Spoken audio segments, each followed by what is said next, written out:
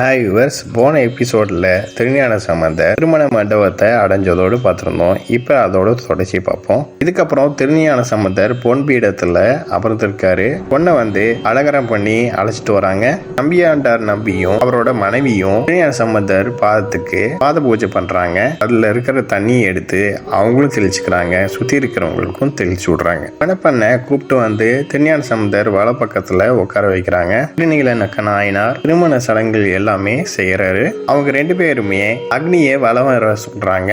இவங்க ரெண்டு பேருமே அக்னியை வலம் வர்றப்ப திருஞான சம்பந்தர் மணப்பெண்ணோட கையை பற்றுன உடனே சிவனும் அக்னியும் ஒன்றுதானே, நம்ம சிவன் கோயிலுக்கே போய் சிவனையே வணங்கலாம் அப்படின்னு அவருக்கு தோணுது. தோணுன உடனே சிவன் கோயிலுக்கே அவர் கிளம்புறாரு. உறவுகளும் இவரோட பெற்றோர்கள் அடியவர்களும் எல்லாருமே இவர் பின்தொடர்ந்து போறாங்க. அங்க இருக்கிற சிவனை பார்த்து கல்லூர் பெருமணம் அப்படிங்கிற திருப்பதியத்தை பாடுறாரு. பாடிட்டு அம்மையப்பா உங்களோட திருவடிய சரணடைகிற சமயம் இதுதான் அப்படின்னு வேண்டாரு. இவர் சொன்ன உடனே சிவனோட குரல் கேக்குது, ஞான சம்பந்தனே, நீயும் உன்னோட மனைவியும் திருமணம் காண வந்த மக்களும் இந்த ஜோதியில சேருங்க அப்படின்னு சொல்றாரு. கோயில் முழுக்க ஜோதிமயமா ஆகுது. அந்த ஜோதிக்குள்ள நுழையறதுக்கு ஒரு வாசலும் உருவாகுது. அதை பார்த்த திருஞான சம்பந்தர் காதலாகி கசிந்து கண்ணீர் மல்கி ஓதுவார் தமை தன்னெறிக்கு உய்ப்பது வேதம் நான்கினும் மெய்ப்பொருள் ஆவது நாதன் நாமம் நமசிவாயவே அப்படிங்கிற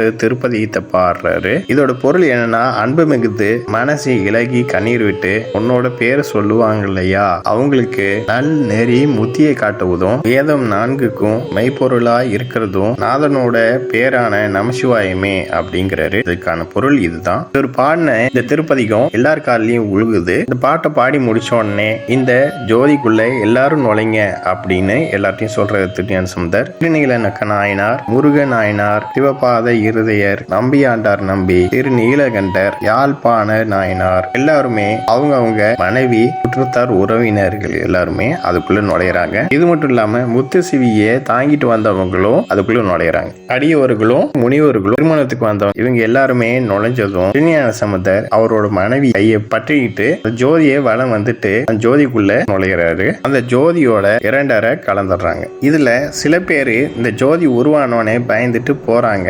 அவங்களையும் சிவபூதங்களை அனுப்பி சிவன் கூப்பிட்டு வர சொல்றாரு. இது மட்டும் இல்லாம அந்த ஊர் எல்லையில இருக்கிறவங்களையும் சிவன் கூப்பிட்டு வர சொல்றாரு. அவங்களும் இந்த ஜோதிக்குள்ள ஐக்கியமாயிடுறாங்க. இவங்க ஜோதிக்குள்ள ஐக்கியமான உடனே ஜோதி மறைஞ்சு கோவில் பழைய நிலைக்கு வந்துருது. அதை பார்த்து பெரும் பெரும் தேவர்கள்லாம் போற்றி புகழ்ந்து வணங்கி நிக்கிறாங்க. திருஞான சம்பந்தரோட புராணம் இது வரைக்கும் தான். ஆனா அவரை பத்தி சில தகவலை பார்க்கலாம். பெரிய புராணத்துல பெரும்பகுதி திருஞான சம்பந்தத்தை பத்தி தான் நிறைஞ்சிருக்கும். அதனாலேயே இலைப்பாதி புராண பாதின்னு சொல்லுவாங்க. தமிழாக்கரன் தமிழ் ஞான சம்பந்தன் அப்படின்னு அவர் தன்னை பத்தி குறிப்பிடும் போது தமிழோடு சேர்த்தே தான் அவர் சொல்லுவாரு. 7ஆம் நூற்றாண்டுல தமிழக வரலாற்றை அவரு இதுபடுத்தினாரு. திருமுறைகள்ல இவரோட பதிகங்கள் 1, 2, 3 திருமுறைகளா இருக்கும். இவர் எழுதின பாடல்கள்ல நம்மளுக்கு கிடைச்ச பாடல்கள் 3840 மட்டும்தான். இவர் 3 வயசுல பாட ஆரம்பிச்சு 16 வயசு வரைக்கும் பண்ணாரு. அதாவது 13 வருஷம் தொடர்ந்து பண்ணாரு. இது மட்டும் இல்லாம 219 திருத்தலங்களுக்கு போய் திருப்பதிக்கு பாடியிருக்காரு. ஓகே வர்ஸ், நெக்ஸ்ட் வீடியோவில் பார்ப்போம். இந்த சேனல் சப்ஸ்கிரைப் பண்ணுங்க அண்ட் பெல் பட்டனை பிரஸ் பண்ணுங்க,